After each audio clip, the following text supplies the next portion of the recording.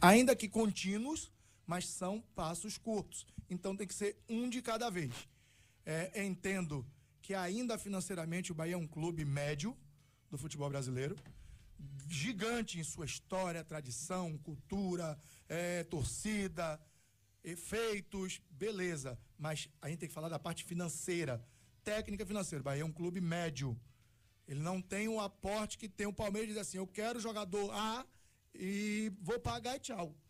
É o que faz o Palmeiras. Hoje até o Sete Câmara estava reclamando, pedindo que o Brasil instituísse fair play financeiro, porque todo jogador que ele pensa em ir buscar, o Palmeiras chega primeiro e compra. Eu vi, eu só não gostei da declaração dele sobre o Zé Rafael, né? Que ele de fato aí, interrompendo você, Barão, aí pra quem não acompanha, Sete Câmara é o presidente do Atlético Mineiro, ele deu entrevista hoje ou ontem, não sei, numa rádio de Belo Horizonte, reclamando e digamos assim, com alguma razão, né? Essas coisas não se controlam, mas assim, chateado um pouco que qualquer jogador que o Atlético ia chegar junto, o Palmeiras ia lá e comprava, falou de Arthur do Ceará e falou de Zé Rafael. Né? Falou que quando ligou pra mim, a gente de fato conversou ali no começo do ano, e ele fez uma proposta bastante abaixo do que a gente tinha de expectativa. Naquele momento não tinha acerto nenhum com o Palmeiras. Eu falei, olha, o nosso valor estabelecido pro Zé Rafael é tanto.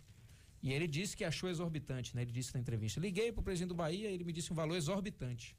E aí depois viu que o Palmeiras pagou o tal valor exorbitante que eu queria desde o começo do ano, e mesmo assim só para fazer a transferência no final do ano. É o que eu falei, eu vendo até agora, mas só transfiro, eu preciso dele na temporada 2018. Então eu não concordo, assim, só para dar um exemplo do Atlético ou vários outros clubes, né? O valor é exorbitante na hora que ele quer comprar, mas na hora que ele quer vender o dele, ele não me vende por esse preço, né? E ele mesmo comprou aquele Chara lá, o que não respondeu 10 milhões. Nada, 10 milhões, não, foi 20 e poucos milhões de reais, né? 20 e poucos milhões de reais. Quer dizer, aí acha Zé Rafael por 14,5 foi o que a gente vendeu nosso 70%, exorbitante, é só porque tá saindo do Bahia? Não pode ser assim, né? Então, eu falei, ô presidente, você é o craque do meu time. Você venderia o craque do seu time por 4 milhões de euros? Se você vender, eu compro. Então eu também tenho o direito de vender o meu por 4 de euros, não tem problema nenhum. Então, é assim que a gente tem que conversar com clubes que têm, lógico, o Atlético tem um tamanho econômico maior do que o nosso, mas tem expectativas esportivas cada vez mais próximas, né? E o que você falou tá certíssimo, Barão, né? Eu acho que é uma leitura perfeita. E eu tô desde o começo que assumi a presidência do clube preparado para as críticas, para as porradas. Eu aguento porrada. Lógico que não gosto de tomá-las, mas aguento, né? Se tem que tomar, não tem problema nenhum. Desde as críticas mais construtivas, mais cuidadosas, até as críticas menos apuradas, né? Aquelas que o sujeito ali, porque tem às vezes 2, 3 horas da rádio, não tem mais o que falar, sai falando qualquer coisa sem nenhum tipo de apuração, como por exemplo desse ouvinte que você falou aí, que ligou e que falou um monte de bobagem sobre o clube que não tem seus pagamentos em dia, suas responsabilidades, porque você acha no direito de falar qualquer coisa, como se fosse terra sem lei, acusar as pessoas, acusar as instituições, afundar, né? Dar prejuízo à nossa instituição, porque o torcedor que fala uma coisa dessa sem apurar, ele está menosprezando a marca do clube, né? Ele não está falando de Guilherme Wellington, ele está falando da marca do clube. Parece uma atitude de alguém que não gosta do Bahia, né? Então, de fato, o que eu vejo claramente é essa noção da responsabilidade. Agora, quando a gente erra, também tem que ser criticado. Agora, uma coisa muito importante nisso tudo, e aí independente da crítica do torcedor, eu não posso ser concessivo em relação a isso, é eu achar que o Bahia já pode virar de uma hora para outra um clube enorme economicamente, com gastos absurdos, porque esse é meio caminho andado para voltar à tragédia que foi nos últimos 20 anos a gestão do clube, né?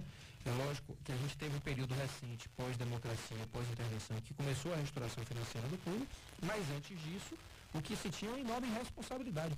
E o torcedor inteligente, ele sabe ver claramente que hoje no Brasil tem vários outros clubes que estão nessa situação. Gastaram de forma irresponsável e já estão há muito tempo namorando com a zona de rebaixamento, já adiantaram muitas cotas de TV dos anos seguintes, já não tem dinheiro para nada e continua fazendo proposta. Eu vou dizer aqui, a gente está disputando jogador, por exemplo, com o Vasco.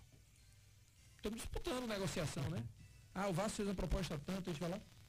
Aí se fala assim, com todo respeito à tradição, à história do Vasco, que eu estou falando é justamente em nome do respeito da história do Vasco.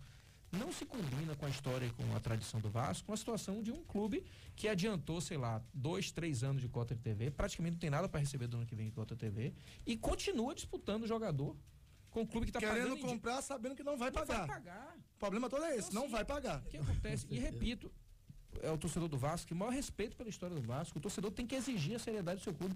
Quando a gente vai entrar em campo com com o time, por isso que a gente fala tanto do fair play financeiro, o que é necessário, né? Eu vou jogar aqui com o time Alfa, por exemplo. Vou colocar um nome aqui para não colocar nenhum.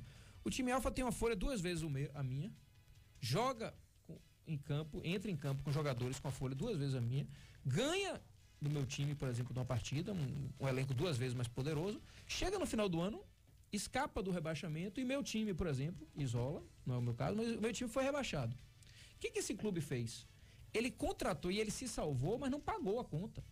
Aí, meu amigo, tá fácil fazer isso, né? E aí entra a lógica da perda de pontos que o fair play financeiro indica. O Sport foi ameaçado esse ano, né? De perder pontos no campeonato por falta de pagamento do salário, mas passou perto, né? Infelizmente tem uma burocraciazinha ali que o jogador, o sindicato tem que denunciar, senão não vale hora, meu amigo. É assim, irregularidade tem que ter alguma denúncia. Por que o Ministério Público não atua numa hora dessa, por exemplo, né? Por que a gente não tem o STJD ali também atuando em casos como esse, a CBF atuando em casos como esse? É o seguinte, meu amigo, atrasou, não digo atrasou um mês, porque às vezes o cara se descontrola um pouco, perde um pouco do controle, tem alguma receita que não se confirma, atrasou 2, 3 meses de salário, peraí, meu irmão, você vai começar